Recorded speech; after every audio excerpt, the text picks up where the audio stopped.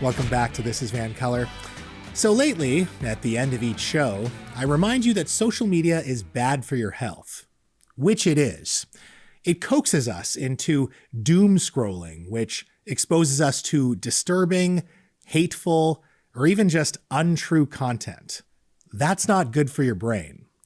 For its own profits, social media companies incentivize conflict, sometimes with our actual friends, sometimes with robots. There are people online arguing with bots. And that can trigger you to crash out and post things you'll probably regret, which at best is embarrassing and at worst, self-destructive. There are actual adults with families and jobs who melt down online in a way that if they did that in person, in public, they might be arrested, all because they couldn't regulate their emotions and their desperate need to have their self-righteous indignation seen.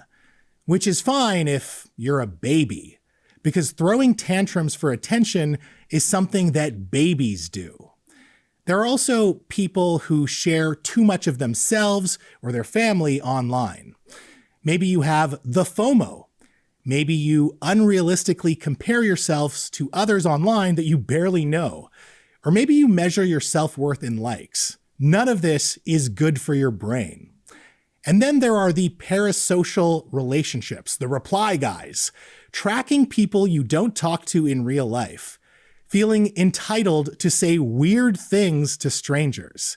Again, some of that stuff, if you did that in person, you would be put in prison. In fact, a good rule for social media is not to do or say things online that you wouldn't in person. I have more rules. As sassy as I am, I never post in anger.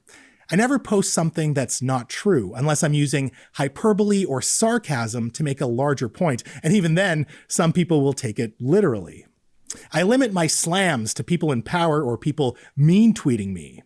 I block and I mute and I ignore. Good reason, bad reason, no reason. Curate who you want to interact with and do so unapologetically. Block me if you want. Please block me, I'm begging you.